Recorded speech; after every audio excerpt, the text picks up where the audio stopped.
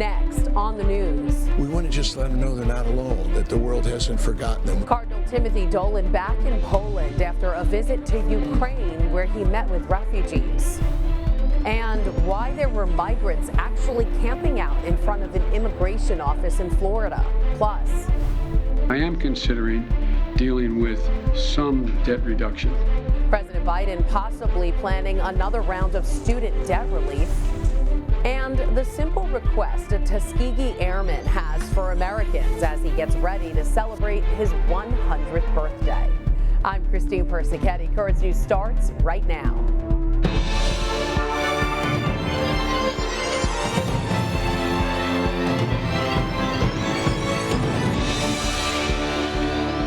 Cardinal Timothy Dolan's mission to meet Ukrainian refugees has taken him directly into the war zone. The leader of the Archdiocese of New York made a surprise visit to Lviv, where he met with those who have been forced out of their homes but are remaining in their homeland. Hi, everybody. We're sorry to disturb you. From a displaced mother and her children who are being housed at the seminary of the Latin Archdiocese of Lviv. She wants to go back to her house. To a 94-year-old from eastern Ukraine who just wants to go home. Cardinal Timothy Dolan held their hands and listened to their stories, offering comfort and prayers from the U.S. We want to just let them know they're not alone, that the world hasn't forgotten them. We love them. We're praying with and for them. We want to help them. After spending days at the Ukrainian border in Poland and Slovakia, Cardinal Dolan crossed the border into the war-torn country. The city of Lviv has taken in hundreds of thousands of internally displaced Ukrainian refugees. Dolan says he was taken by the resilience and faith of the people, but one encounter will remain in his mind. We saw one young man who I'll never forget, who was in a bombing raid and hasn't spoken since then. So the trauma there, one cannot minimize. But hope and help remain. At the Ukrainian Catholic University, boxes and boxes of donations are being collected and sorted. In general, the people were confident, they were hopeful, they were grateful for the help they got. And so that was uplifting for me. Cardinal Dolan wraps up his overseas trip on Tuesday. He's scheduled to celebrate Mass and then visit Caritas Poland before flying home. Civilians rescued from a steel plant in the city of Mariupol are on their way to safety. The bombed-out plant has become the last holdout for Ukrainian fighters. More than 100 people, including elderly women and mothers with children, were evacuated from it. UNICEF officials say the situation inside the devastated city is horrifying. Apocalyptic conditions in Mariupol. Every person I have spoken to that's come out of there shares this same ghastly experience of living underground, of being terrified, of seeing people injured. Meanwhile, the U.S. Embassy in Ukraine hopes to return to Kyiv by the end of May if conditions allow. A small number of diplomatic personnel have been working out of Lviv since mid-February. Pope Francis encouraging the faithful to pray a rosary every day for peace in Ukraine. Speaking to pilgrims in St. Peter's Square yesterday, the Holy Father said his thoughts are focused on the city of Mariupol. The Pope says he suffers and weeps over the plight of the Ukrainian people, especially the children and the elderly. Il pensiero va subito alla città ucraina di Mariupol, città di Maria, barbaramente bombardata e distrutta. Anche ora, anche da qui, rinnovo la richiesta che siano predisposti corridoi umanitari sicuri per le persone intrappolate nell'acciaieria di quella città. A new report from the Associated Press says up to 100,000 people may still be in the blockaded city of Mariupol. A surprise visit to Ukraine by House Speaker Nancy Pelosi. Nice to meet you. Thank you for coming. She met with President Volodymyr Zelensky as she led a congressional delegation to the capital of Kyiv. Pelosi declared that the U.S. will not waver in its support for Ukraine. She is the highest-ranking American official to visit the war-torn country to date. The White House announcing that First Lady Jill Biden will meet with Ukrainian refugees in Romania and Slovakia. The 5-day trip is set to begin on Thursday and go through Mother's Day weekend. Mrs. Biden will meet with Ukrainian mothers and their children in Slovakia. She will then move on to Romania. The trip will mark Biden's latest show of solidarity with Ukraine. While leaders around the world are heading to a war zone, a top U.S. official is sending a strong message to migrants at the border: do not come. Because our border is not open. What happens now is individuals are either expelled under the Title 42 authority, or they are placed in immigration enforcement proceedings, and they are removed if they do not have a valid claim under our law to remain. And so the border is not open. The Department of Homeland Security has been preparing for multiple scenarios when Title 42 is lifted. The Trump-era restriction allows border officials to turn away migrants at the U.S.-Mexico border because of the public health crisis. A new kind of migrant camp has been set up down south. This one, instead of being at the border, is actually outside an immigration office in Orlando. As Felicia Ashley reports, the long line stems from fears these migrants could be deported at any moment.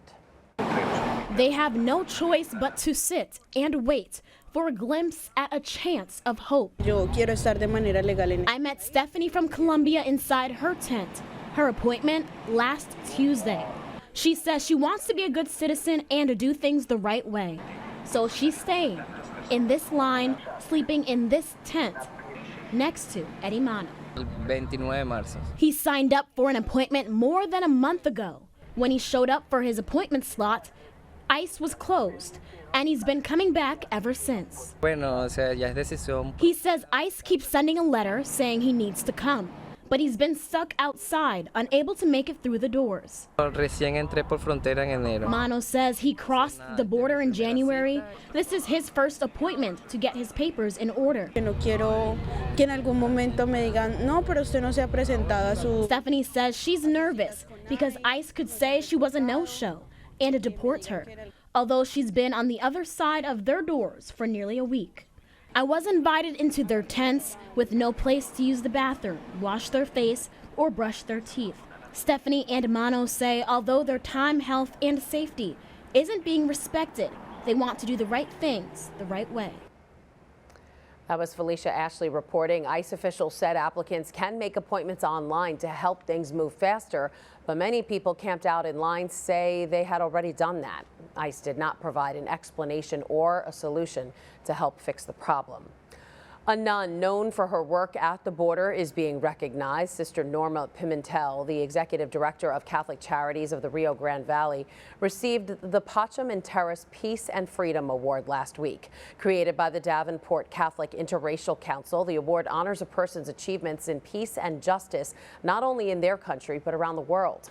During her acceptance speech, Sister Norma said, "By recognizing me, you are honoring the hundreds of thousands of the most fragile and vulnerable and suffering human beings I have encountered at the border."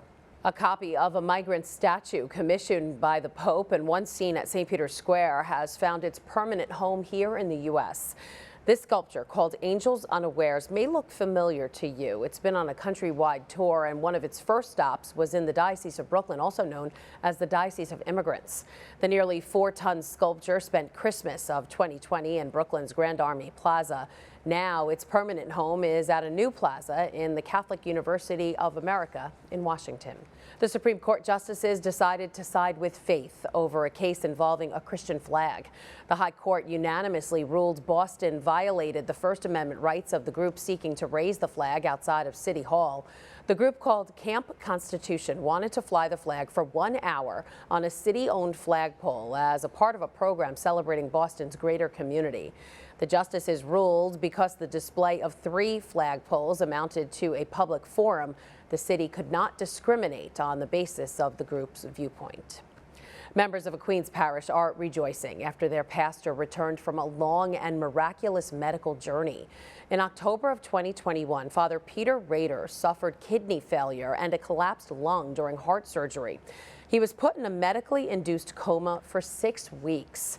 As if all that wasn't enough, he awoke to face extensive rehabilitation, and while in rehab, he contracted COVID-19.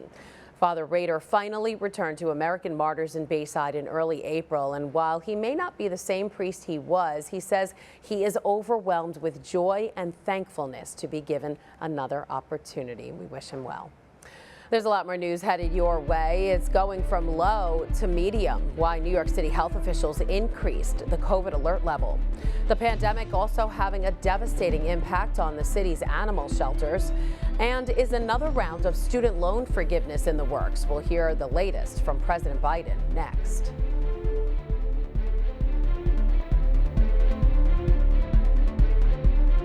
There are now some big changes to the tablet website.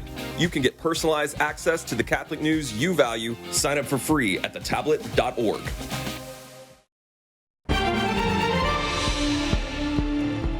New York City health officials have now raised the city's COVID alert level from low to medium. They cited a rise in Omicron cases throughout the 5 boroughs. The new designation does not trigger any major restrictions, but according to the health department, should the alert level reach high, the city will consider bringing back its mask mandate for indoor settings. This pandemic is also posing a dilemma for animal shelters in New York City. More pets are desperate for new homes, and the people running the shelters are desperate for healthy workers. As Currents News' Jessica Easthope reports, in the end, it's the animals who pay the price. At animal care centers of New York City, this face is common. Right now, they're the only open admission shelter in New York City. They don't turn any animals away. Some are lost. I think he was tied to one of the garbage trucks. Some have been abused and are waiting to find a new home. But all of them want one thing: love.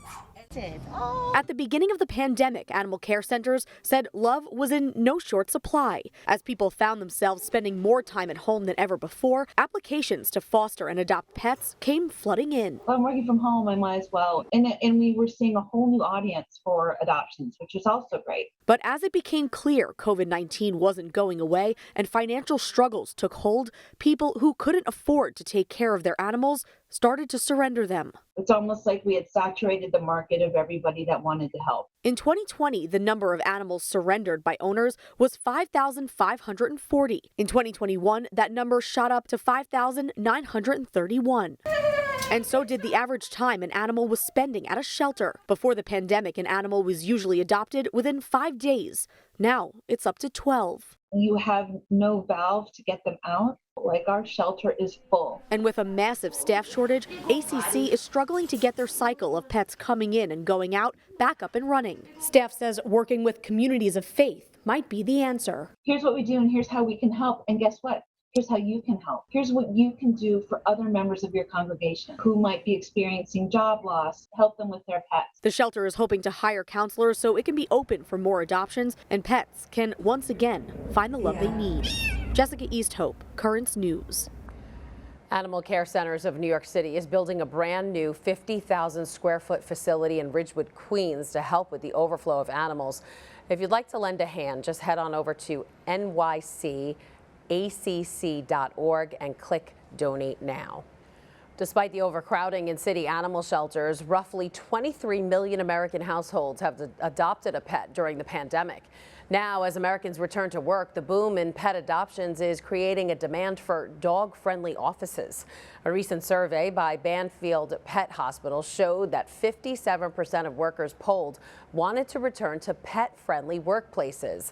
And several surveyed executives also agree with the idea, saying they are planning to allow pets at the office. The U.S. economy is inching closer to hitting a major milestone. According to Fitch Ratings, the country's labor force is expected to return to pre-pandemic levels by the end of August. Already, the economy added over 430,000 jobs in March, and the report due out Friday is expected to show similar numbers for the month of April. Despite the positive outlook for the U.S. economy, Americans still have an estimated $1.6 trillion in student debt.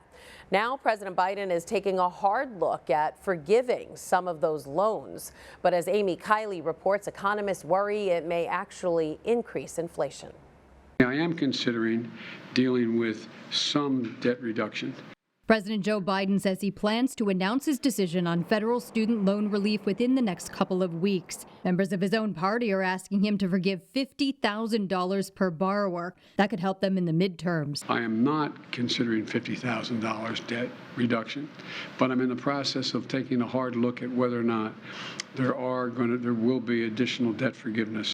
Biden campaigned on forgiving a fifth of that amount, waiving what some students owe for undergraduate studies at public schools, and making community college free. He hasn't been able to do those things yet, but he has forgiven more student loan debt than any other president. And he's allowed borrowers to pause payment without interest during the pandemic. There's been no conclusion of any process internally yet. The catch with loan forgiveness is inflation. Canceling all federal student debt would increase the inflation rate by 0.1 to 0.5% over a year. The current proposals wouldn't go that far. Means testing could further lessen the impact, and Biden says he's open to that. The problem is Americans are already dealing with high prices. You've seen the war interrupting all kinds of things, supply chains, creating inflation.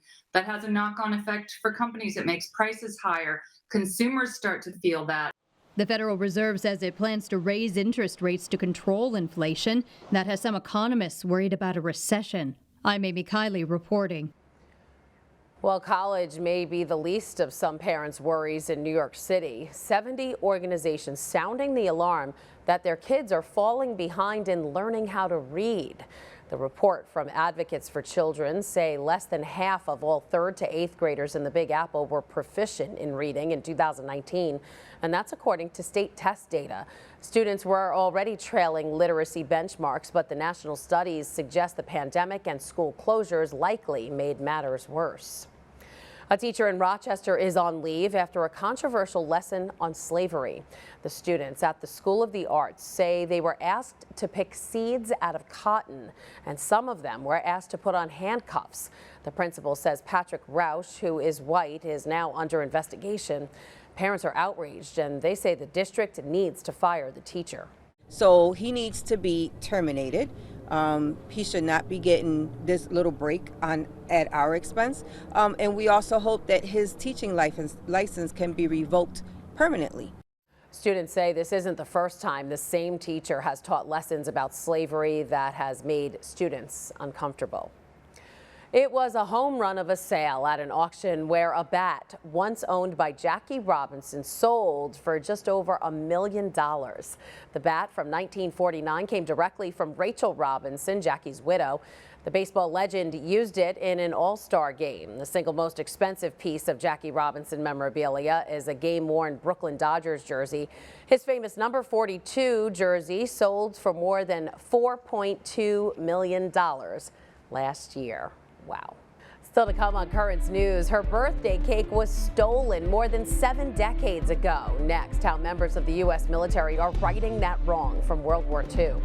And a Tuskegee airman who's almost 100 years old has a simple request for Americans that would make his celebration much more special.